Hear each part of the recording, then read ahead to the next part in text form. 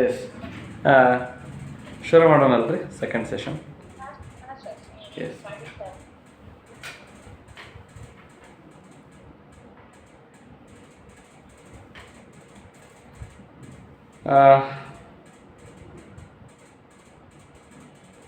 ಪಂಪನ ಆದಿಪುರಾಣದಲ್ಲಿ ಒಂದು ಮಾತು ಬರುತ್ತೆ. ಆದಿಪುರಾಣದೊಳರಿವುದು ಧರ್ಮಮಂ ಕಾವ್ಯ ಧರ್ಮಮಂ ಅಂತ. ಆದಿಪುರಾಣದಲ್ಲಿ ಎರಡಿದೆ, ಧರ್ಮನೂ ಇದೆ, ಕಾವ್ಯ ಧರ್ಮವೂ ಇದೆ ಅಂತ. ಈ ಮಾತು ಚಾಮರಸನ ಪ್ರಭುಲಿಂಗ ಲೀಲೆಗೂ ಚೆನ್ನಾಗಿ ಅನ್ವಯಿಸುತ್ತೆ.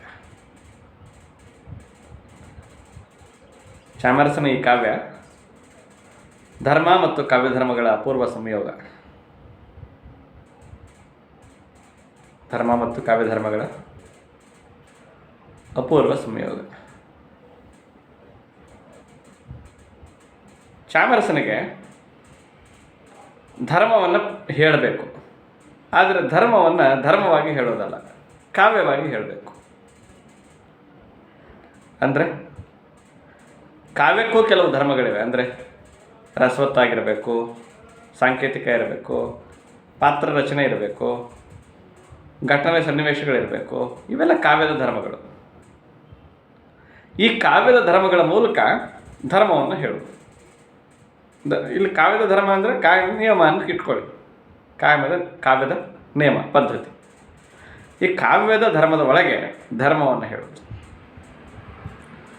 ಹೀಗೆ ಯಾಕೆ ಹೇಳ್ತಾರೆ ಕವಿಗಳು ಅಂತ ಹೇಳಿದ್ರೆ, ಧರ್ಮವನ್ನು ಧರ್ಮವಾಗಿ ಹೇಳಿದರೆ, ಫಿಲಾಸಫಿಯಾಗಿ ಹೇಳಿದ್ರೆ ಯಾರು ಓದಲಾರರು, ನೀರಸ ಶಾಸ್ತ್ರ ಆಗಿಬಿಡುತ್ತೆ. ಧರ್ಮವನ್ನು ಕಾವ್ಯವಾಗಿ ಹೇಳಿದರೆ ರಸವತ್ತಾಗಿರುತ್ತೆ. ಧರ್ಮವನ್ನು ಕಾವ್ಯವಾಗಿ ಹೇಳಿದ್ರೆ ರಸವತ್ತಾಗಿರುತ್ತೆ. ಧರ್ಮವನ್ನು ಧರ್ಮವಾಗಿ ಹೇಳೋದಾದರೆ ಶಾಸ್ತ್ರವಾಗಿ ಹೇಳಬೇಕು. ಹಾಗಾಗಿ ಚಾಮರಸನ ಪ್ರಭುಲಿಂಗ ಲೀಲೆ ಇದೆಯಲ್ಲ, ಇದು ಧರ್ಮ ಮತ್ತು ಕಾವ್ಯ ಧರ್ಮಗಳನ್ನೆರಡನ್ನೂ ಮೇಳವಿಸಿಕೊಂಡ ಒಂದು ಅಪೂರ್ವ ಸಂಯೋಗ. ರಸವತ್ತಾಗುವಂತೆ, ಅಪೂರ್ವವೆಂಬಂತೆ ಧರ್ಮವನ್ನು ಕಾವ್ಯಕ್ಕೆ ಒಗ್ಗಿಸಲಾಗಿದೆ. ಈ ಕೆಲಸ ನಮ್ಮ ಆದಿಕವಿಯಾದ ಪಂಪನು ಮಾಡಿದ್ದ, ಮುಂದೆ ಬಂದು ಶರಣರು ಮಾಡಿದರು, ನಂತರದ ರಗಳೆಕಾರ ಹರಿಹರ ಮಾಡಿದ್ದ. ಅದನ್ನು ಈತ ಮುಂದುವರಿಸ್ತಿದ್ದಾರೆ. ಈ ಮಧ್ಯಕಾಲೀನ ಸಂದರ್ಭದ ಎಲ್ಲ ಭಕ್ತ ಕವಿಗಳು ಧರ್ಮ ಮತ್ತು ಕಾವ್ಯಧರ್ಮ ಎರಡನ್ನೂ ಮೇಳವಿಸುವ ಸೃಷ್ಟಿ ಕೆಲಸವನ್ನೇ ಮಾಡಿತ್ತು. ಇದು ಮೊದಲನೇದು. ಈ ಕಾವ್ಯದ ವಿಷಯದಲ್ಲಿ ನೀವು ಅರ್ಥ ಮಾಡಿಕೊಳ್ಬೇಕಾಗಿತ್ತು. ಎರಡನೇದು, ಇವನ ಕಾವ್ಯದ ಆರಂಭದಲ್ಲಿ ತನ್ನ ಕಾವ್ಯದ ಬಗ್ಗೆ ಏನು ಹೇಳ್ಕೊಂಡಿದ್ದಾನೆ ಅಂದರೆ, ತನ್ನ ಕಾವ್ಯ ಕಾಳಗದ ಕಥೆಯಲ್ಲ ಅಂತ ಒಂದು, ಸತ್ತವರ ಕಥೆಯಲ್ಲ ಅಂತ ಇನ್ನೊಂದು, ಮೂರನೇದು ಕರ್ಮ ಬಂಧನದಲ್ಲಿ ಸಿಲುಕಿ ಜನ್ಮ ಜನ್ಮಾಂತರಗಳಲ್ಲಿ ಹಲುಬಿದವರ ಕಥನತನದಲ್ಲ ಅಂತ.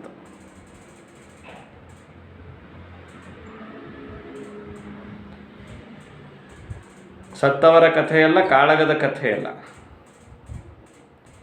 ಮತ್ತು ಜನನ ಮರಣಗಳ ಬಂಧನದಲ್ಲಿ ಸಿಕ್ಕೊಂಡು ಕರ್ಮ ಸಿದ್ಧಾಂತದಲ್ಲಿ ತೊಳ್ಳಾಡುತ್ತಿರುವವರ ಸಿಲುಕಿಕೊಂಡವರ ಕಥೆಯು ತನ್ನದಲ್ಲ ಅಂತ.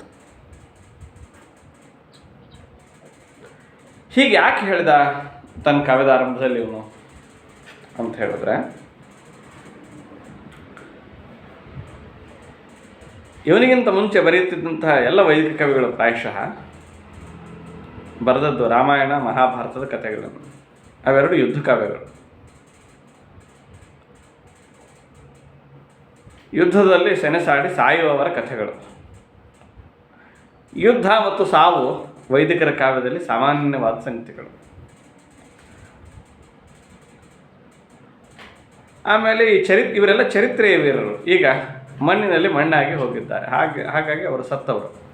ಎರಡನೇದು, ಅವರ ಯುದ್ಧದ ಕಥೆಗಳು, ಅವರ ವೈರ್ಯ, ಅವರ ವೀರ ಪರಾಕ್ರಮ ಎಲ್ಲ ಕಾಳಗದ ಕಥೆ.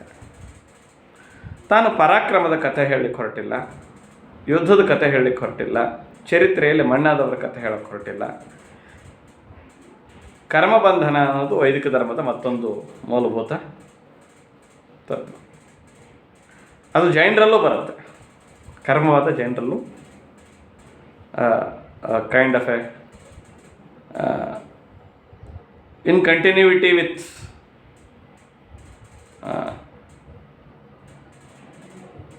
ವೈದಿಕ ರಿಲಿಷನ್. ಓಕೆ, ಹಾಗಾಗಿ ಕರ್ಮದ ಕಥೆ ಹೇಳೋದಿಲ್ಲ, ಕಾಳಗದ ಕಥೆ ಹೇಳೋದಿಲ್ಲ, ಸತ್ತವರ ಕಥೆ ಹೇಳೋದಿಲ್ಲ, ಪುಂಡರ ಗೋಷ್ಠಿಯ ಕಥೆ ಹೇಳೋದಿಲ್ಲ, ಪುರಾಣ ಕಥೆ ಹೇಳೋದಿಲ್ಲ ಅಂತ ಹೇಳ್ತಾ ತಾನೂ ಒಂದು ಪುರಾಣವನ್ನು ಬರೆಯೋಕ್ಕೆ ಹೊರಟಿದ್ದಾನೆ ಚಾಮರಸ. ಭೂಮಿ ಮೇಲೆ ಹುಟ್ಟಿ ಶರಣನಾಗಿ ಬದುಕಿ ಸಾವಿನ ನಂತರವೂ ತಾನು ಜೀವಂತವಾಗಿರುವ ವ್ಯಕ್ತಿಯ ಕಥೆಯೊಂದನ್ನು ಹೇಳ್ತಿದ್ದೀನಿ ಅನ್ನುವ ಆತ್ಮವಿಶ್ವಾಸ ಮತ್ತು ಆತ್ಮಪ್ರೌಢಿ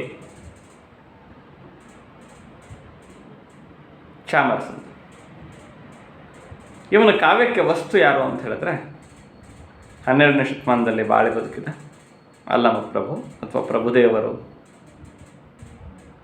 ಅಂತ. ಇವನ ಚರಿತೆಯನ್ನೇ ಈ ಕಾವ್ಯಕ್ಕೆ ವಸ್ತುವನ್ನಾಗಿ ಏರಿಸಿಕೊಳ್ಳಲಾಗಿದೆ. ಅಲ್ಲಮ ಪ್ರಭು, ನಿಮ್ಗೆ ಅವನನ್ನು ಸ್ವಲ್ಪ ಚಾರಿತ್ರಿಕ ವ್ಯಕ್ತಿಯಾಗಿ ನಾನು ಪರಿಚಯಿಸಬೇಕು. ಇಲ್ಲಿ ಅವನು ಏನಾಗಿದ್ದಾನೆ ಅನ್ನೋದನ್ನು ಆಮೇಲೆ ನೋಡಲಿಕ್ಕಾಗುತ್ತೆ.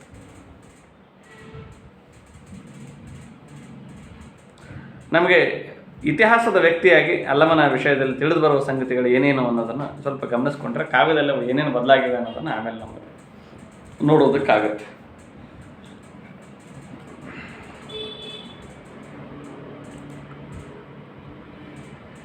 ಇವನು ಅಲ್ಲಮ ಪ್ರಭು ಮೂಲತಃ ಬಳ್ಳಿಗಾವಿಯವನು, ನಿಮ್ಗೆ ಗೊತ್ತಿರೋ ಹಾಗೆ.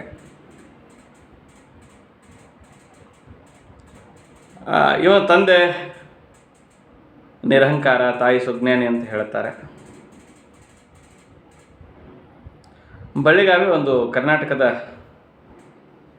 ಸುಪ್ರಸಿದ್ಧವಾದ ಶೈವ ವಿದ್ಯಾಪೀಠ ಆಗಿತ್ತು ಅನ್ನೋದು ನಿಮಗೆ ಗೊತ್ತಿರಬಹುದು.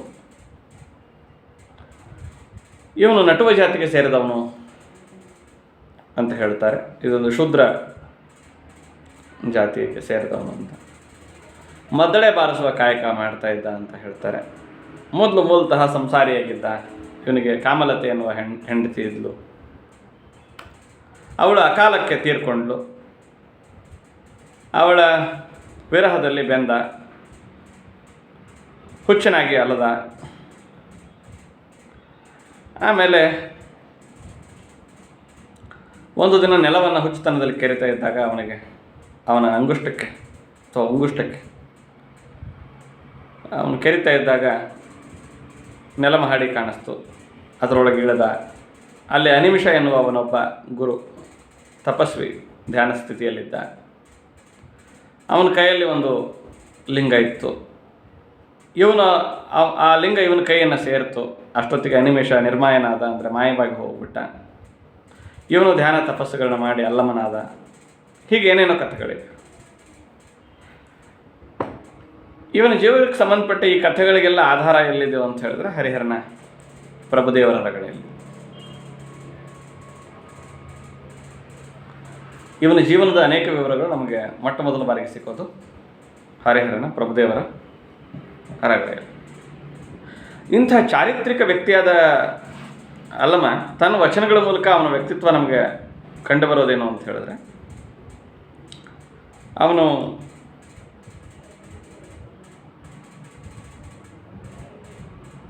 ನೈಷ್ಠಿಕ ಅಂತ,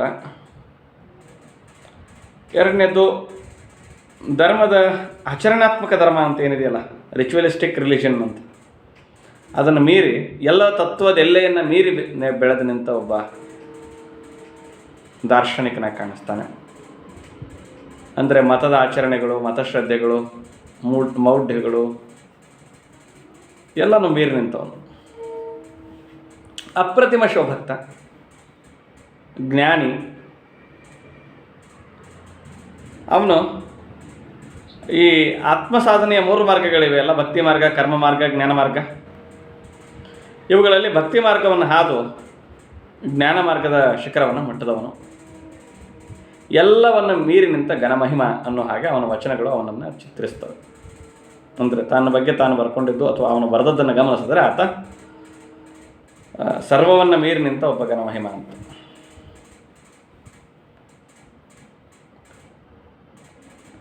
ಸೊ ಇಂಥ ಮಹಿಮಾತಿಶಯವಾದ ಇವನ ವ್ಯಕ್ತಿತ್ವವನ್ನು ಚಾಮರಸ ತನ್ನ ಪ್ರಬಲಿಂಗ ಲೀಲೆಯಲ್ಲಿ ನಿರೂಪಿಸಲಿಕ್ಕೆ ಹೊರಟಿದೆ. ಚಾರಿತ್ರಿಕ ವ್ಯಕ್ತಿಯಾದ ಅಲ್ಲಮ ಮತ್ತು ಅಲ್ಲಮನ ಚರಿತ್ರೆ ಪ್ರಬಲಿಂಗ ಲೀಲೆಯಲ್ಲಿ ಬರೋದಿಲ್ಲ. ಸಿದ್ಧಿಯ ಶಿಖರವನ್ನು ಮುಟ್ಟಿದ, ಉಪಾಧಿಗಳಿಂದ ಬಂಧನಗಳಿಂದ ಮುಕ್ತನಾದ ದೊಡ್ಡ ಸಾಧಕನೊಬ್ಬ ಇವನ ಕಾವ್ಯದಲ್ಲಿ ನಮ್ಮ ಕಣ್ಣಿಗೆ ಕಾಣಿಸ್ತಾನೆ ಪ್ರಬಲಿಂಗ ಲೀಲೆ. ಆದ್ದರಿಂದ ಪ್ರಭುಲಿಂಗ ಲೀಲೆಯ ಕಾವ್ಯ ಇದೆಯಲ್ಲ, ಅದು ಹೇಳ್ತಿರೋದೇನು ಅಂತ ಹೇಳಿದ್ರೆ, ಅಲ್ಲಮ ಪ್ರಭುವಿನ ಘನಮಹಿಮಾತಿಶಯ ಮತ್ತು ದಾರ್ಶನಿಕತೆ ಇದನ್ನು ನಿರೂಪಿಸುವ ಒಂದು ಕಾವ್ಯ. ಘನಮಹಿಮಾತಿಶಯತೆ ಮತ್ತು ಅಲ್ಲಮನ ದರ್ಶನ ವಿಶುದ್ಧಿ ಇವುಗಳನ್ನ ನಮ್ಮ ಅರಿವಿಗೆ ಮತ್ತು ಅನುಭವಕ್ಕೆ ತಂದುಕೊಡುವ ಕಾವ್ಯ ಇದು. ಇದೊಂದು ಪುರಾಣ ಕಾವ್ಯ. ಈ ಕಾವ್ಯ ಭಕ್ತಿ ಪಾರಾಯಣಕ್ಕೆ ಯೋಗ್ಯವಾದದ್ದು. ಇದನ್ನು ಜನ ಊರಿನ ಜಗುಲಿ, ದೇವಸ್ಥಾನದ ಜಗುಲಿ, ಮನೆಯ ಪೂಜಾ ಸ್ಥಳಗಳಲ್ಲಿ ಹಾಡಿಕೊಂಡು ಸುಶ್ರಾವ್ಯವಾಗಿ ಹಾಡಿ ಕೇಳುತ್ತಾ ತನಿಯುವ ಒಂದು ಶ್ರಾವಣ ಭಕ್ತಿಯ ಕಾವ್ಯ ಇದು.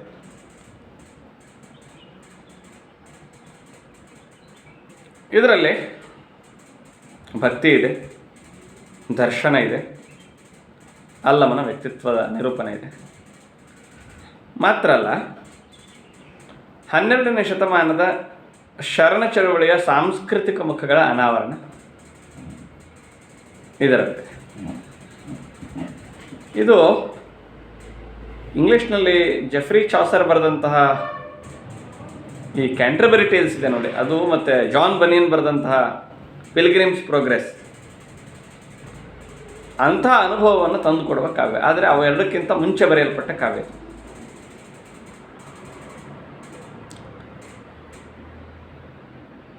ಅಂದರೆ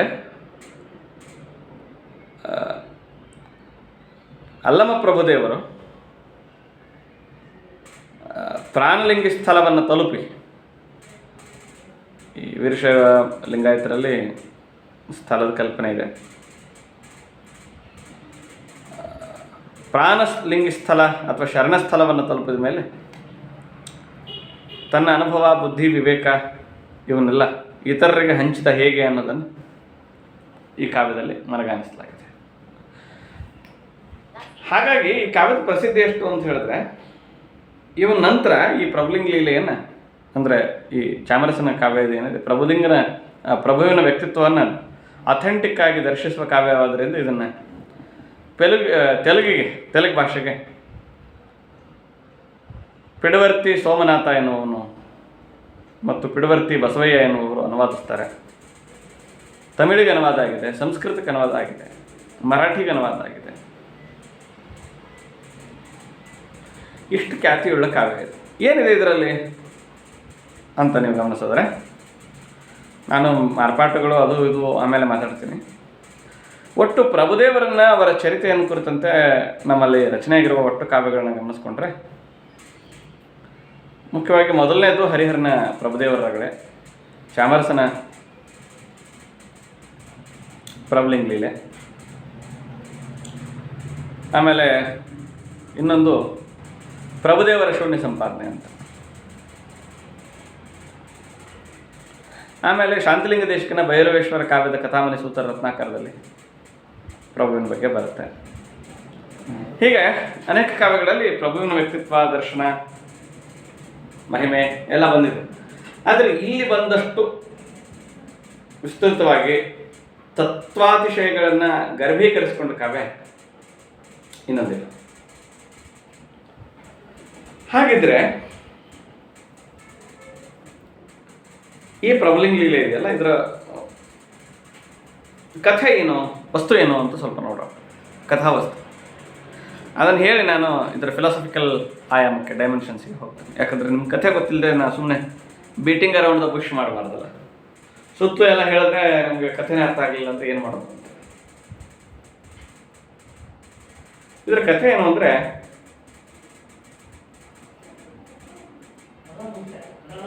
ಶಿವನ ಒಡ್ಡೋಲಗದಲ್ಲಿ ಅನೇಕ ಅಮರಗಣಗಳಿರುತ್ತೆ. ಅವರುಗಳಲ್ಲಿ ನಿರ್ಮಾಯ ಎನ್ನುವ ಆತನು ಕೂಡ ಒಬ್ಬ. ಶಿವ ಮತ್ತು ಪಾರ್ವತಿ ನಡುವೆ ಸಂವಾದ ನಡೆಯುವಾಗ ನಿನ್ನ ಒಡ್ಡೋಲಗದ ಅಮರಗಣಗಳು ಸುಮ್ಮನೆ ಸ್ವರ್ಗದಲ್ಲಿ ಸುಖವಾಗಿರ್ತಾರೆ, ಭಾವಲೋಕದ ಅನುಭವ ಯಾರಿಗಾದರೂ ಉಂಟೆ, ಭಾವಲೋಕದಲ್ಲಿ ಭಾವಗೆಟ್ಟು ಆಮೇಲೆ ತಮ್ಮ ದರ್ಶನ ವಿಶುದ್ಧಿಯನ್ನ, ಭಾವ ವಿಶುದ್ಧಿಯನ್ನ, ಭಕ್ತಿ ವಿಶುದ್ಧಿಯನ್ನು ಉಳಿಸ್ಕೊಂಡವ್ರು ಉಂಟೆ ಅಂತ ಕೇಳಿದ್ರೆ ಉಂಟು ಅಂತ ಹೇಳ್ತಾನೆ ಶಿವ. ಅಂಥವ್ರಲ್ಲಿ ಯಾರು ಒಬ್ಬ ಅಂದ್ರೆ ಅಲ್ಲಮ ಅಂತ ಹೇಳ್ತಾನೆ, ನಿರ್ಮಾಯ ಅಂತ. ನಿರ್ಮಾಯ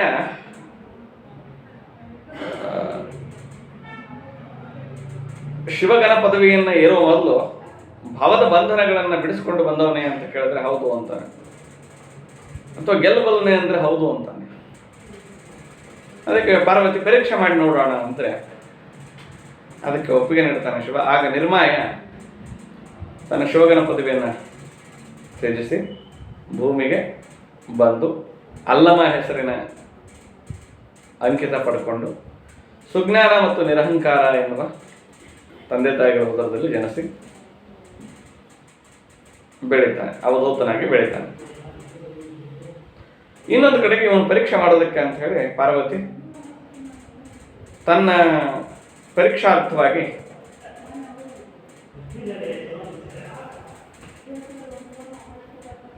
ಮಾಯೆ ಎನ್ನುವ ಆಕೆಯನ್ನು ಭೂಮಿಗೆ ಕಳಿಸಿ ಬನವಾಸಿಯನ್ನು ಆಳ್ತಾ ಇದ್ದಂಥ ಮಮಕಾರ ಮತ್ತು ಮೋಹಿನಿಯರ ಮಗಳಾಗಿ ಹುಟ್ಟಿಸ್ತಾಳೆ. ಈ ಮಾಯೆ ಅಲ್ಲಮನ ಪರೀಕ್ಷೆಗಾಗಿ ಹುಟ್ಟಿದವಳು. ಅವನು ಕಾಮ, ಕ್ರೋಧ, ಮದ, ಮತ್ಸರ, ಮೋಹ, ಲೋಭಾದಿಗಳನ್ನು ಗೆದ್ದವನೇ ಅಲ್ಲವೇ ಅನ್ನೋದನ್ನು ಪರೀಕ್ಷಿಸಲಿಕ್ಕೆ ಹುಟ್ಟಿದವಳು. ರಾಜನ ಅರಮನೆಯಲ್ಲಿ ಹುಟ್ಟುತ್ತಾಳೆ, ಶಿವಭಕ್ತಿಯಲ್ಲಿರ್ತಾಳೆ. ಪ್ರತಿನಿತ್ಯ ಬನವಾಸಿಯ ಮಧುಕೇಶ್ವರ ದೇವಸ್ಥಾನದಲ್ಲಿ ತನ್ನ ಶಿವಪೂಜೆ, ಶಿವನಿಷ್ಠೆ, ಶಿವಭಕ್ತಿಯನ್ನು ಸಲ್ಲಿಸ್ತಾ ಇರ್ತಾಳೆ. ಒಂದು ದಿನ ಅಲ್ಲಿಗೆ ಆ ಮಧುಕೇಶ್ವರ ದೇವಸ್ಥಾನದ ಹೊರಾಂಗಣದಲ್ಲಿ ಮದ್ದಳೆ ಬಾರಿಸ್ತಾ ಅಲ್ಲಮ ನಿಂತಿರ್ತಾನೆ ನವ ತಾರುಣ್ಯದಲ್ಲಿ. ಅವನನ್ನು ನೋಡಿದ ಕೂಡಲೇ ಇವಳ ಮನಸ್ಸು ಅವನಿಗೆ ಸೋಲುತ್ತೆ. ಅವನನ್ನು ಪರಿಪರಿಯಾಗಿ ಒಲಿಸ್ಕೊಳ್ಳೋದಕ್ಕೆ ಪ್ರಯತ್ನ ಮಾಡ್ತಾಳೆ. ತನ್ನ ತಂದೆಗೆ ಹೇಳಿ ತನ್ನನ್ನು ಅಟ್ಯಾಚಾರನನ್ನಾಗಿ ನೇಮಿಸ್ಕೊಳ್ತಾಳೆ. ಸಕಳೆ ಅಂತ ಒಬ್ಬ ಈ ಮಾಯೆಯ ಗೆಳತಿ, ಸಖಿ, ಅವಳು ಬಂದು ನಮ್ಮ ರಾಣಿಗೆ ನೀನು ಪ್ರಿಯವಾಗಿದೆಯಾ, ನೀನು ಅವಳನ್ನು ಕೂಡಬೇಕು ಅಂತ ಒಂದು ಶಯಾಗಾರದಲ್ಲಿ ಕೂಡಿಸಿದ್ರೆ ಮಾಯೆಯೊಡನೆ ಅವಳು ನಿರ್ದೇಹಿಯಾದ ಅಲ್ಲಮನನ್ನು ಕೊಡೋಕ್ಕಾಗೋದೇ ಇಲ್ಲ. ಅಲ್ಲಮ ಅಲ್ಲಿ ನಿರ್ದೇಹಿ ಆಗಿಬಿಡುತ್ತಾನೆ. ಇದರಿಂದ ಆಘಾತಕ್ಕೆ ಒಳಗಾಗ್ತಾಳೆ ಮಾಯೆ. ಮುಂದೆ ಮಾಯೆಗೆ ಅಲ್ಲಮ ಸೋಲೋದಿಲ್ಲ ಅನ್ನೋದನ್ನು ತಿಳ್ಕೊಂಡು ಪಾರ್ವತಿ ಮತ್ತೊಬ್ಬಳನ್ನು ದೂತೆಯನ್ನು ಇಲ್ಲಿ ಕಳಿಸ್ತಾಳೆ. ಅವಳು ಏನೆಲ್ಲ ಪ್ರಯತ್ನಗಳನ್ನೆಲ್ಲ ಮಾಡಿದ್ರು ಅಲ್ಲಮ ಅವಳಿಗೆ ಸೋಲೋದಿಲ್ಲ. ಮುಂದೆ ಅವನು ಲೋಕ ಸಂಚಾರ ಯಾತ್ರೆಯನ್ನು ಕೈಕೊಂಡು ಮಾರ್ಗ ಮಧ್ಯದಲ್ಲಿ ಅನೇಕ ಶರಣರನ್ನು ಭೇಟಿಯಾಗ್ತಾನೆ. ಅವರ ಅಜ್ಞಾನ, ಅಹಂಕಾರಗಳನ್ನು ನಿವಾರಿಸ್ತಾನೆ, ಮಟ್ಟ ಹಾಕ್ತಾನೆ. ಅವರನ್ನು ಸುಜ್ಞಾನದ ಪಥಕ್ಕೆ, ಧರ್ಮ ಮಾರ್ಗಕ್ಕೆ ಕರ್ಕೊಂಡು ಹೋಗ್ತಾನೆ. ಭಕ್ತಿಯ ಪಥದಲ್ಲಿ ಕೈ ಹಿಡಿದು ನಡೆಸ್ತಾನೆ. ಇಂಥ ಮಾರ್ಗದಲ್ಲಿ ಅವನು ಮೊದಲು ಗೊಗ್ಗಯ್ಯನನ್ನು ಭೇಟಿಯಾಗ್ತಾನೆ. ಅವನು ಕೃಷಿ ಕಾರ್ಯದಲ್ಲಿ ತೊಡಗಿದವನು. ನೆಲವನ್ನು ಉತ್ತು ಬಿತ್ತು ಅದೇ ಮಾಡೋದು ಶಿವನ ಕಾಯಕ ಅಂತ ಅಂದ್ಕೊಂಡವನು. ಆದರೆ ಅವನಿಗೆ ನೆಲವನ್ನು ಉಳುಮೆ ಮಾಡೋದರಲ್ಲಿಯೇ ಅದೇ ತನ್ನ ಬದುಕಿನ ಪರಮಸಿದ್ಧಿ ಅಂದ್ಕೊಂಡವನಿಗೆ ಅದಲ್ಲ, ಭಕ್ತಿ ಮಾರ್ಗವನ್ನು ಹಿಡಿ ಅಂತ ಹೇಳಿ ಅವನಿಗೆ ದಾರಿ ತೋರಿಸ್ತಾನೆ. ಅನಂತರದಲ್ಲಿ ಅವನು ಮುತ್ತಾಯಕನನ್ನು ಭೇಟಿಯಾಗ್ತಾನೆ. ಈ ಮುಕ್ತಾಯಕ್ಕ ಅಜಗಣ್ಣನ ತಂದೆ, ಅವನ ಸಹೋದರ ಅವನು ಅಜಗಣ್ಣ ಅಂತ, ಅವನು ಕೂಡ ಶರಣ ನಮ್ಗೆ ಗೊತ್ತಿರೋದೆ. ಅವನ ವಿಯೋಗದಿಂದ ದುಃಖಿತಳಾಗಿದ್ದವಳು. ಅವಳನ್ನು ಸಂತೈಸಿ ಅವಳನ್ನು ಕೂಡ ಶರಣ ಪಥದಲ್ಲಿ ಮುನ್ನಡೆಯುತ್ತಾನೆ. ನಂತರ ಕಲ್ಯಾಣಕ್ಕೆ ಬಂದು ಬಸವಣ್ಣನನ್ನು ಪರೀಕ್ಷೆ ಮಾಡಿ ಅವನಿಗೂ ಮೋಕ್ಷದ ಮಾರ್ಗದಲ್ಲಿ ನಡೆಯೋದಕ್ಕೆ ದಾರಿ ತೋರ್ತಾನೆ. ಅದಕ್ಕಿಂತ ಮುಂಚೆ ಸಿದ್ದರಾಮನಿಗೆ ಸೊನ್ನಲಾಪುರಕ್ಕೆ ಹೋಗಿ ಕರ್ಮ ಮಾರ್ಗದಲ್ಲಿ ತೊಡಗಿದ್ದ ಸಿದ್ದರಾಮನಿಗೆ ಜ್ಞಾನ ಮಾರ್ಗದಲ್ಲಿ ನಡಿ, ಕರ್ಮ ಮಾರ್ಗದಲ್ಲಿ ಬಹಳ ದಿನ ನಿಲ್ಲಬಾರದು ಅನ್ನೋದನ್ನು ತೋರಿಸ್ತಾನೆ. ಆಮೇಲೆ ಬಸವಣ್ಣನ ವಿಷಯದಲ್ಲಿ ಆಗುತ್ತೆ. ಆಮೇಲೆ ಗೋರಕ್ಷ ಉತ್ತರ ಭಾರತಕ್ಕೆ ಹೋಗಿ ಗೋರಕ್ಷನನ್ನ ವೀರಶೈವ ಸಾರೋದ್ಧಾರ ಮಾರ್ಗದಲ್ಲಿ ನಡೆಯುವ ಹಾಗೆ ಮಾಡ್ತಾನೆ. ಹೀಗೆ ಈ ಎಲ್ಲ ಶರಣರಿಗೆ ಮಾರ್ಗದರ್ಶನ ಮಾಡಿ ಅವರನ್ನು ನಿಜ ನೆಲೆಯನ್ನು ತಲುಪೋದಕ್ಕೆ ಅವಕಾಶ ಮಾಡಿಕೊಡ್ತಾನೆ. ಕೊನೆಗೆ ಮತ್ತೆ ವಾಪಸ್ ಕಲ್ಯಾಣಕ್ಕೆ ಬಂದು ಬಸವಣ್ಣ ನಿರ್ಮಾಣ ಮಾಡಿದಂತಹ ಶೂನ್ಯಪೀಠದ ಸಿಂಹಾಸನಾಧಿಪತಿ ಆಗ್ತಾನೆ ಅನ್ನುವ ವಿವರಗಳು ಇಲ್ಲಿನ ಕಥಾವಸ್ತು. ಈ ಎಲ್ಲ ಸಂಗತಿಗಳನ್ನು ಹೇಳುವಾಗ ಯಾರ್ಯಾರನ್ನು ಭೇಟಿಯಾದ, ಅವ್ರಿಗೆ ಏನನ್ನ ಮೋಕ್ಷ, ಅವರಿಗೆ ಉಪದೇಶ ಏನು ಮಾಡ್ದ, ಅವರ ಅಹಂಕಾರ, ಅಜ್ಞಾನ, ಮದ ಮತ್ಸರಗಳನ್ನು ಹೇಗೆ ನಿವಾರಿಸ್ದ ಅನ್ನೋದೇ ಪ್ರಭುಲಿಂಗ ಲೀಲೆ ಕಾವ್ಯದ ವಸ್ತು.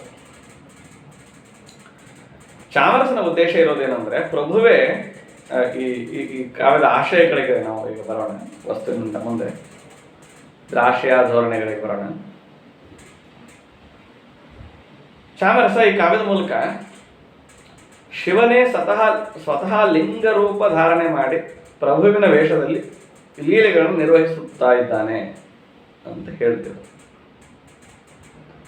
ಪ್ರಭುವೇ ಶಿವನ ಇನ್ನೊಂದು ರೂಪವಾಗಿ ಲಿಂಗ ರೂಪ ಧಾರಣೆ ಮಾಡಿ ಭೂಮಿಗೆ ಬಂದು ತನ್ನ ಲೀಲೆಗಳನ್ನು ನಿರ್ವಹಿಸುತ್ತಿದ್ದಾನೆ.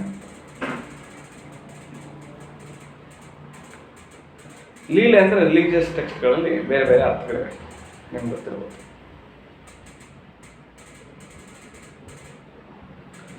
ಹಾಗಾಗಿ ಲಿಂಗಮುಖನಾಗಿ ಬಂದು ಪ್ರಭುದೇವರು ಭೂಮಿಯ ಮೇಲೆ ಅನೇಕ ಲೀಲೆಗಳನ್ನ ಮಾಡ್ದ ಅಂತ.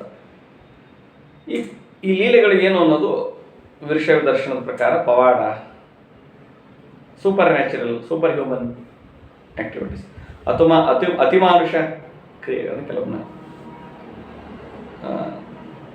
ಪ್ರಭು ಮಾಡ್ದ ಅಂತ. ಇಷ್ಟು ಸಂಗತಿಗಳನ್ನು ಹೇಳುವಾಗ ಲಿಂಗಮುಖನಾಗಿ ಧರೆಗೆ ಬಂದು ತನ್ನ ಲೀಲೆಗಳನ್ನು ನಡೆಸಿ ಮತ್ತೆ ಕೊನೆಗೆ ಪ್ರಭುದೇವರು ಶಿವಗಣ ಪದವಿಯನ್ನು ಪಡೆದು ಕೈಲಾಸಕ್ಕೆ ಹೋಗ್ತಾನೆ ಈ ಕಾವ್ಯದಲ್ಲಿ. ಚಾಮರಸ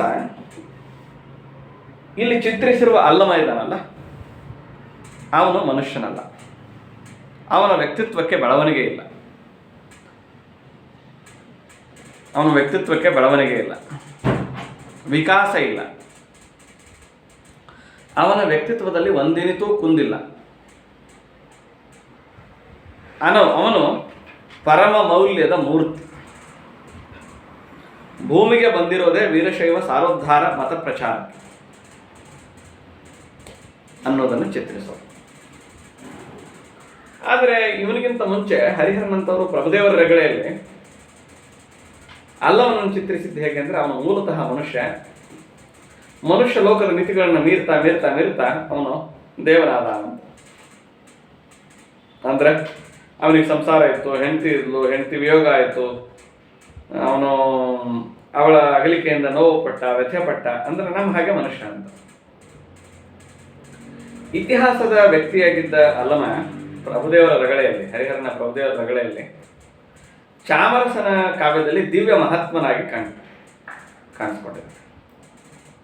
ಆದ್ದರಿಂದ ಅವನಿಗೆ ಅಲ್ಲಿ ಕಾಮಲತೆ ಇಲ್ಲ, ಅವನಿಗೆ ಮಾಯೆ ಇಲ್ಲ, ಅವನಿಗೆ ಕಾಮ ಇಲ್ಲ, ಎಲ್ಲವನ್ನು ಗೆದ್ದವನು.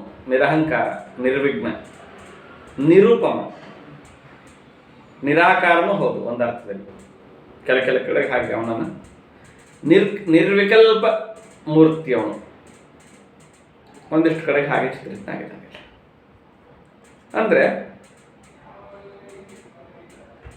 ಪ್ರಭುದೇವರ ರಗಳೆ ಹರಿಹರನ ಪ್ರಭುದೇವರ ರಗಳೆಯಲ್ಲಿ ಚಾರಿತ್ರಿಕ ವ್ಯಕ್ತಿಯಾಗಿದ್ದ ಅಲ್ಲಮನಿಗೆ ವಿಕಾಸ ಇತ್ತು, ಬೆಳವಣಿಗೆ ಇತ್ತು. ಇಲ್ಲಿ ಇಲ್ಲ. ಯಾಕೆ ಈ ಮಾರ್ಪಾಟು ಅಂದರೆ, ಕಾಲ ಕಳೆದಂತೆ ವೀರಶೈವ ಮತ ಹೆಚ್ಚು ಸಂಸ್ಥೀಕರಣಗೊಂಡ ಹಾಗೆ, ಇನ್ಸ್ಟಿಟ್ಯೂಷನಲೈಸ್ಡ್ ಆದ ಹಾಗೆ, ಅವರು ಅಲ್ಲಮನನ್ನು ಮನುಷ್ಯ ಅಂತ ನಂಬುವುದಕ್ಕೆ ಸಿದ್ಧರೇ ಇರಲಿಲ್ಲ. ಅವರ ದೃಷ್ಟಿಯಲ್ಲಿ ಅವನು ಸಾಕ್ಷಾತ್ ದೇವದೇವ. ಆದ್ದರಿಂದ ಮನುಷ್ಯರ ಯಾವ ಅವಗುಣಗಳು ಅವನಿಗೆ ಲೇಪವಾಗಲಾರವು. ಆದ್ದರಿಂದ ಶುದ್ಧಾತ್ಮನಾದ ಪರಮನೈಷ್ಠಿಕನಾದ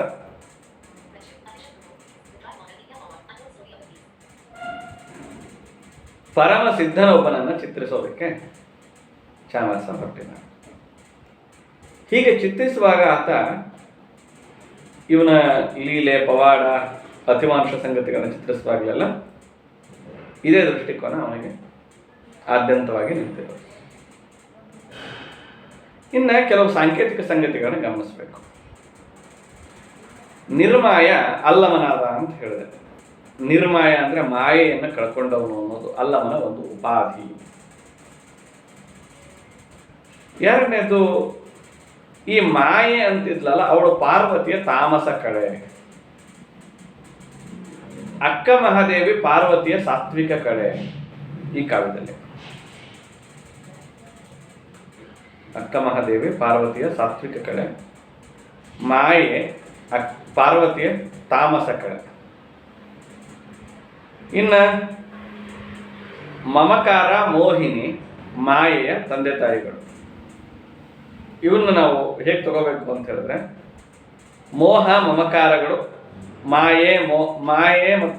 ಮೋಹ ಮಮಕಾರಗಳಿಂದ ಉದಿಸಿದವಳು ಮಾಯೆ. ನಿರಹಂಕಾರ ಸುಜ್ಞಾನ ಇವುಗಳಿಂದ ಉದಿಸಿದವನು ಅಲ್ಲಮ ಅಂತ. ಅಲ್ಲಮ ಅಂದರೆ ಎಲ್ಲವನ್ನೂ ಮೀರಿದವನು ಎನ್ನುವ ಅರ್ಥ. ಎಲ್ಲವನ್ನು ಮೀರುವುದಾದರೆ ಏನಿರಬೇಕು ಅವನಲ್ಲಿ ಅಂದರೆ ನಿರಹಂಕಾರ ಮತ್ತು ಸುಜ್ಞಾನಗಳು. ಈ ಹೆಸರುಗಳು ವಾಸ್ತವಿಕ ಹೆಸರುಗಳಂತ ನಂಗೆ ಕಾಣಿಸೋದಿಲ್ಲ. ಇವು ಸಾಂಕೇತಿಕ ಹೆಸರುಗಳು.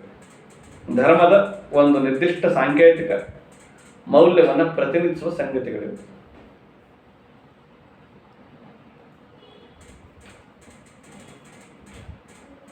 ಇನ್ನು ಈ ಕಾವ್ಯದೊಳಗೆ ಸರ್ವ ಭಕ್ತರ ಉದ್ಧಾರ ಮಾಡ್ತಾ ಹೊರಡುವ ಅಲ್ಲಮ ಇದ್ದಾನಲ್ಲ, ಅವನು ಯಾರನ್ನ ಭೇಟಿ ಆಗ್ತಾನಂತ ಹೇಳಿದ್ರೆ, ಗೊಗ್ಗಯ್ಯ, ಸಿದ್ದರಾಮ, ಬಸವಣ್ಣ, ಅಕ್ಕ ಮಹಾದೇವಿ, ಗೋರಕ್ಷ, ಮುಕ್ತಾಯಕ್ಕ, ಹೀಗೆ ಇವ್ರನ್ನೆಲ್ಲ ಭೇಟಿ ಆಗ್ತಾನೆ. ಹೀಗೆ ಭೇಟಿಯಾಗುವುದರಿಂದ ಇವರೆಲ್ಲರ ಜೀವನದ ಚರಿತೆಗಳು ಈ ಕಾವ್ಯದೊಳಗೆ ಉಪಸ್ತಂಭಕವಾಗಿ ಬಂದಿವೆ. ಅಂದರೆ ಬರೀ ಅಲ್ಲಮನ ಇತಿಹಾಸ ಅಷ್ಟೇ, ಅಲ್ಲಮನ ಪುರಾಣ ಮಾತ್ರ ಬರೋದಿಲ್ಲ. ಈ ಉಳಿದವರ ಪುರಾಣಗಳು ಇದರೊಳಗೆ ಉಪಕಥೆಯಾಗಿ ಸೇರಿಕೊಂಡಿವೆ. ಉಳಿದವರು ಯಾವುದು? ಗೊಗ್ಗಯ್ಯ, ಅಕ್ಕ ಮಹಾದೇವಿ, ಮುಕ್ತಾಯಕ್ಕ, ಬಸವಣ್ಣ, ಸಿದ್ದರಾಮ, ಗೋರಕ್ಷ, ಚನ್ನಬಸವಣ್ಣ, ಇವರೆಲ್ಲರ ಜೀವನದ ವೃತ್ತಾಂತಗಳು ಅಲ್ಲಮನ ಜೀವನ ವೃತ್ತಾಂತಕ್ಕೆ ಹೆಣೆದುಕೊಂಡು ಉಪಕಥೆಗಳಾಗಿ ಈ ಕಾವ್ಯದಲ್ಲಿ ಮೈಕೊಂಡಿವೆ. ಇಲ್ಲೆಲ್ಲ ಈ ಕಾವ್ಯದುದ್ದಕ್ಕೂ ಈ ವೀರಶೈವ ಲಿಂಗಾಯತರಲ್ಲಿ ಬರುವ ಷಟ್ ಸ್ಥಳಗಳು ಅಂತ ಏನು ಕರಿತೀವಲ್ಲ, ಭಕ್ತ ಸ್ಥಳ, ಮಾಹೇಶ್ವರ ಸ್ಥಳ, ಪ್ರಸಾದಿ ಸ್ಥಳ,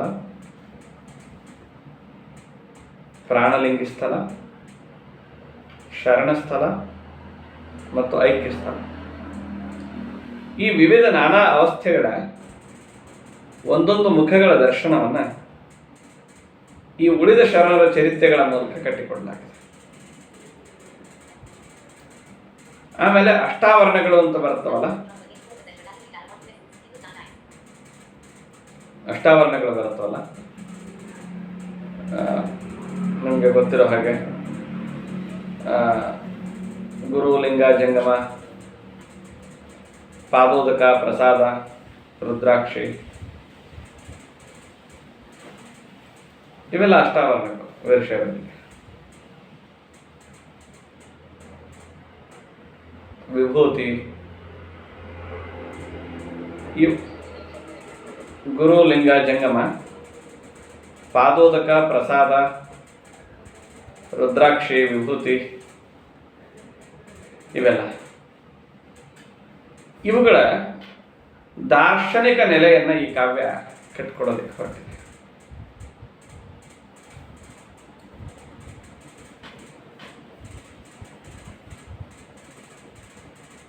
ಇಲ್ಲಿ ಏಕೋತ್ತರ ಷಟಸ್ಥಲಗಳ ಅನ್ಯಾದೃಶ್ಯವಾದ ನಿರೂಪಣೆ ಕಂಡುಬರುತ್ತೆ.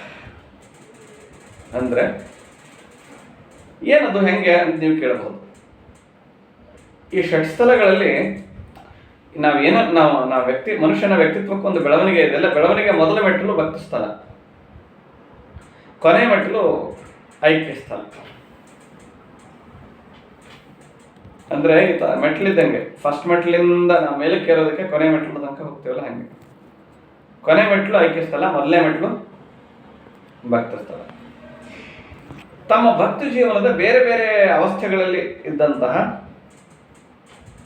ಗೊಗ್ಗಯ್ಯ, ಮುಕ್ತಾಯಕ್ಕ, ಅಕ್ಕ ಮಹಾದೇವಿ, ಬಸವಣ್ಣ, ಸಿದ್ದರಾಮ ಇವರು ಎಲ್ಲರ ಒಳಗಿನ ವ್ಯಕ್ತಿತ್ವದ ಒಳಗಿನ ಕುಂದುಗಳನ್ನು ನಿವಾರಿಸಿ ಅಲ್ಲಮ ಏನು ಮಾಡ್ತಾನೆ, ಅವರನ್ನು ಪರಮಸಿದ್ಧಿಯ ನೆಲೆಗೆ ಕೊಂಡೊಯ್ತಾನೆ.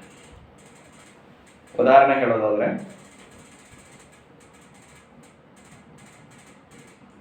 ಗೊಗ್ಗಯ್ಯನಿಗೆ ಏನು ಅಂತ ಹೇಳಿದ್ರೆ, ತಾನು ಜಗತ್ತಿಗೆ ಅನ್ನದಾತ ಅಂತ, ಕೃಷಿ ಮಾಡಿ ಉಳುಮೆ ಮಾಡಿ ಕಾಯಕ ಮಾಡಿ ಜಗತ್ತಿಗೆಲ್ಲ ಊಟ ಮಾಡಿಸ್ತಿದ್ದೇನೆ ತಾನು ಅಂತ. ಇದರಿಂದ ಶಿವತೃಪ್ತನಾಗ್ತಾನೆ ಅಂತ ನಂಬಿರೋ ಭಕ್ತ. ಅಲ್ಲವ ಈ ಅಹಂಕಾರ ನೀನು ಇಟ್ಕೊಳ್ಬೇಡ, ಜಗತ್ತಿಗೆಲ್ಲ ಊಟ ಹಾಕೋನು ನೀನೇ ಅಂತ ಇಟ್ಕೊಳ್ಬೇಡ ಅಂತ ಬುದ್ಧಿ ಹೇಳ್ತಾನೆ. ನೆಲ ಹದ ಮಾಡಿ ಉಳುಮೆ ಮಾಡ್ತೀಯಲ್ಲ, ಹಂಗೆ ನಿನ್ನ ಮನಸ್ಸನ್ನ ಹದ ಮಾಡಿ ಉಳುಮೆ ಮಾಡು ಅಂತ ಅವನು ಉಪದೇಶ ಮಾಡ್ತಾನೆ. ಬರೇ ನೆಲ ಹದ ಮಾಡಿ ಉಳುಮೆ ಮಾಡಿದ್ರೆ ಸಾಲದು ಗೊಗ್ಗಯ್ಯ, ನಿನ್ನ ಹೃದಯವನ್ನು ಹದ ಮಾಡಿಕೊ ಅಂತ, ಅಲ್ಲಿ ಉಳುಮೆ ಮಾಡು, ಶಿವಧ್ಯಾನದ ಉಳುಮೆ ಮಾಡು ಅಂತ. ಹಾಗೆ ಮುಕ್ತಾಯಕ್ಕ ತನ್ನ ಅಣ್ಣ, ತೀರಿಕೊಂಡಂತಹ ಅಣ್ಣ ಅಜಗನನ ವಿಯೋಗದಲ್ಲಿದ್ದರೆ ಅವಳಿಗೆ ಈ ವಿಯೋಗ ಸುಳ್ಳು ಅಂತ ಹೇಳ್ತಾನೆ. ಶರಣರಿಗೆ ಸಾವಿಲ್ಲ, ನೀ ಅಣ್ಣ ಸತ್ತ ಅಂತ ಮರಗಬೇಡ, ಅವನು ನಿನ್ನ ಜೊತೆಯೇ ಇದ್ದಾನೆ ಅಂತ ಹೇಳಿ ಅವಳಿಗೆ ಆತ್ಮೋದ್ಧಾರದ ದಾರಿಯನ್ನು ಹುಡುಕಿ ಕೊಡ್ತಾನೆ. ಇನ್ನು ಅಕ್ಕ ಮಹಾದೇವಿಯ ವಿಷಯದಲ್ಲೂ ಅಷ್ಟೇ, ಅವಳು ಸಂಸಾರವನ್ನು ನಿಸ್ಸಾರ ಅಂತ ಹೇಳಿ ಬಗೆದು ಚನ್ನಮಲ್ಲಿಕಾರ್ಜುನನ್ನು ಹುಡುಕೋದಕ್ಕಾಗಿ ತೊಳಲಾಡ್ತಾ ಇದ್ರೆ ಅವಳಿಗೆ ಕದಳಿಗೆ ಹೋಗಿ ಶ್ರೀಶೈಲಕ್ಕೆ ಹೋಗೋದಕ್ಕೆ ದಾರಿ ತೋರಿಸ್ತಾನೆ. ಇನ್ನು ಸಿದ್ದರಾಮ ಕರ್ಮ ಮಾರ್ಗದ ಮಾಡ್ತಾ ಊರಿನಲ್ಲಿ ದೇವಾಲಯ ಕಟ್ಟಿಸೋದು, ಬಾವಿ ತೋರಿಸೋದು, ಇಂಥ ಕೆಲಸ ಮಾಡಿ ದೇವರನ್ನು ಒಲಿಸ್ಕೊಳ್ಬೇಕು ಅಂತ ಕರ್ಮ ಮಾರ್ಗ ಹಿಡಿದವನು. ದೇವಾಲಯ ಕಟ್ಟಿಸಿ, ಬಾವಿ ತೋರಿಸಿ, ಕೆರೆ ಕಟ್ಟಿಸಿ, ಇದೇ ಭಗವಂತನ ಸಾಕ್ಷಾತ್ಕಾರಕ್ಕೆ ದಾರಿ ಅಂತ ತಿಳ್ಕೊಂಡಿದ್ದ. ಹೀಗೆ ಮಾಡಿದರೆ ಭಗವಂತ ಸಾಕ್ಷಾತ್ಕಾರ ಆಗೋದಿಲ್ಲ, ಇವೆಲ್ಲ ಕರ್ಮಗಳು, ಕರ್ಮ ಮಾರ್ಗದಿಂದ ವಿಶುದ್ಧ ಭಕ್ತಿಯನ್ನು ಪಡೀಲಿಕ್ಕಾಗೋದಿಲ್ಲ, ನಿನ್ನ ಜ್ಞಾನ ಮಾರ್ಗಿ ಆಗುವಂತ ಅವರಿಗೆ ಉಪದೇಶ ಮಾಡ್ತಾನೆ. ಕಲ್ಯಾಣಕ್ಕೆ ಬಂದ ಮೇಲೆ ಚನ್ನಬಸವಣ್ಣನ ಮೂಲಕ ಸಿದ್ದರಾಮನಿಗೆ ದೀಕ್ಷೆ ಕೊಡಿಸ್ತಾನೆ. ಇನ್ನು ಬಸವಣ್ಣ, ನಾನು 1,96,000 ಶಿವಭಕ್ತರಿಗೆ ಪ್ರತಿನಿತ್ಯ ಊಟ ಹಾಕ್ತೀನಿ ಅನ್ನೋ ಅಹಂಕಾರದಲ್ಲಿದ್ದಂತೆ.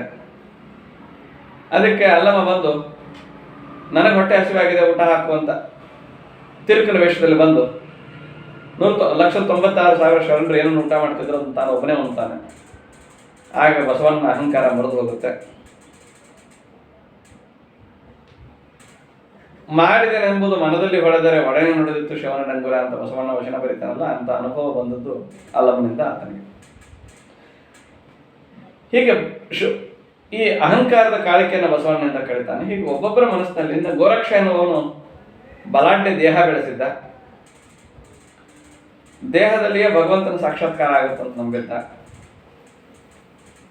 ಅವನನ್ನ ಬಯಲಲ್ಲೂ ಸಾಕ್ಷಾತ್ಕಾರ ಪಡಿಬಹುದು ಮನುಷ್ಯ ಅಂತ ಅವನಿಗೆ, ಅಂದ್ರೆ ಸ್ಥೂಲ ರೂಪದಲ್ಲ ಸೂಕ್ಷ್ಮ ರೂಪದಲ್ಲೂ ಸಾಕ್ಷಾತ್ಕಾರ ಆಗುತ್ತೆ ಅನ್ನೋದನ್ನು ಅವನಿಗೆ ಅರ್ಥ ಮಾಡಿಸ್ತಾನೆ. ಹೀಗೆ ಒಬ್ಬೊಬ್ಬರಿಗೆ ಒಂದೊಂದು ರೀತಿಯ ಜ್ಞಾನದ ವಿವೇಕವನ್ನು ತುಂಬಿ ಅವರನ್ನು ಬೆಳೆಸ್ತಾನೆ. ಇಷ್ಟೇ ಕಾವ್ಯ. ಆದರೆ ಇಷ್ಟನ್ನು ಹೇಳುವುದಕ್ಕೆ ಈ ಒಬ್ಬೊಬ್ಬರ ವ್ಯಕ್ತಿತ್ವ ಚೇತನಗಳನ್ನು ಉದ್ದೀಪನಗೊಳಿಸುವುದರಲ್ಲಿ, ಉದಾತ್ತೀಕರಣಗೊಳಿಸುವುದರಲ್ಲಿ ಅಲ್ಲಮ್ಮ ಯಾವೆಲ್ಲ ಪಾತ್ರಗಳನ್ನು ವಹಿಸಿದ, ಏನೆಲ್ಲ ಪವಾಡಗಳನ್ನು ಮಾಡಿದ, ಯಾವೆಲ್ಲ ಲೀಲೆಗಳನ್ನು ಮಾಡಿದ ಅನ್ನೋದನ್ನು ಕಾವ್ಯ ಹೇಳ್ತಾ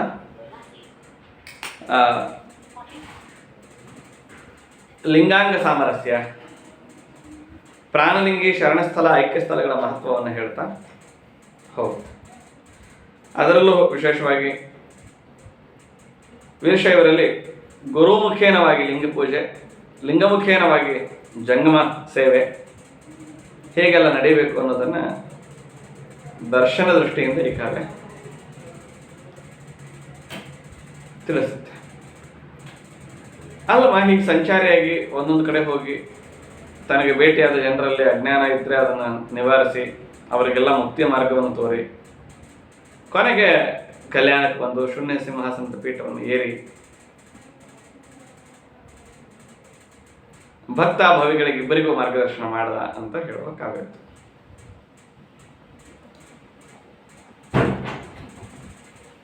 ಆದ್ರಿಂದಲೇ ಇದನ್ನ ಪಿಲ್ಗ್ರಿಮ್ಸ್ ಪ್ರೋಗ್ರೆಸ್, ಯಾತ್ರಿಕನ ಸಂಚಾರ ಅನ್ನೋ ಬನಿಯನ್ನ ಕಾವ್ಯ ಏನಿದೆಯಲ್ಲ ಅದಕ್ಕೆ ನಾನು ಹೋಲಿಸಿದ್ದು. ಅಂದರೆ ಒಂದು ಕಡೆ ನಿಲ್ಲೋದಿಲ್ಲ ಅಲ್ಲಮ್ಮ, ಅವನ ವ್ಯಕ್ತಿತ್ವನೇ ಹಾಗೆ, ಎಲ್ಲೂ ನಿಲ್ಲೋದಿಲ್ಲ, ಯಾವ ತತ್ವಕ್ಕೂ ಬದ್ಧನಾದವನಲ್ಲ, ಯಾವ ಮೌಲ್ಯಕ್ಕೂ ಅಂಟಿಕೊಂಡವನಲ್ಲ, ಎಲ್ಲವನ್ನ ಮೀರಿದವನು, ನಿರಾಕಾರ, ನಿರ್ಗುಣ, ನಿರ್ವಿಕಲ್ಪ, ನಿರುಪಮ ದೈವಿಕ ಶ್ರದ್ಧೆಯ ಒಂದು ಸಂಕೇತವನ್ನು.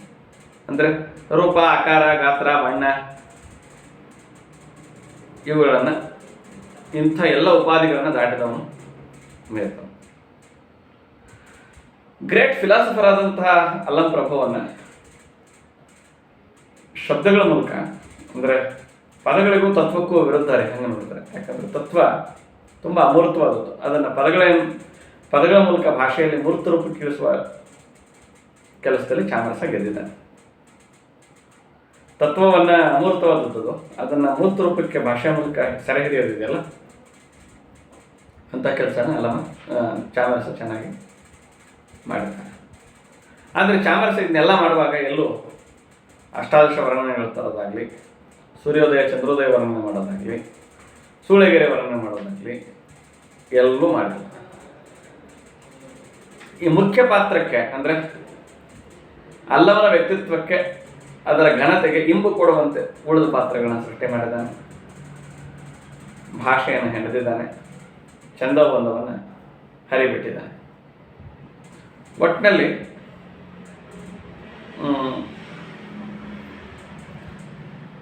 ಚಾಮರಸನ ಈ ಕಾವ್ಯ ಅತಿಮಾನುಷತೆಯ ಸೀಮಾರೇಖೆಗಳಿಗೆ ಒಳಗೆ ವಿಹರಿಸುವ ಕಾವ್ಯ, ಮಾನುಷ ಲೋಕದ ಆಸೆ, ಆಕಾಂಕ್ಷೆ, ಲೋಭ, ಮತ್ಸರಗಳನ್ನು ಮೀರಿದ ಕಾವ್ಯ,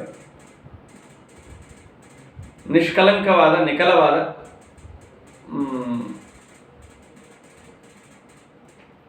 ಧಾರ್ಮಿಕ ನಿಲುವನ್ನು ಮಂಡಿಸುವ ಕಾವ್ಯ. ಸೊ ಇಷ್ಟು ಈ ಕಾವ್ಯದ ಬಗ್ಗೆ ನಾನು ನಿಮಗೆ ತಿಳಿಸ್ಬೇಕಾದದ್ದು. ಏನು ಉಳಿದ ಸಂಗತಿಗಳನ್ನ ನಾವು ಚರ್ಚೆಯಲ್ಲಿ ತಗೊಳ್ಳೋಣ. ಸೊ ಇಷ್ಟಕ್ಕೆ ನನ್ನ ಉಪನ್ಯಾಸನ ನಿಲ್ಲಿಸ್ತೀನಿ. ಪ್ರಶ್ನೆ ಸಂದೇಹಗಳಿದ್ರೆ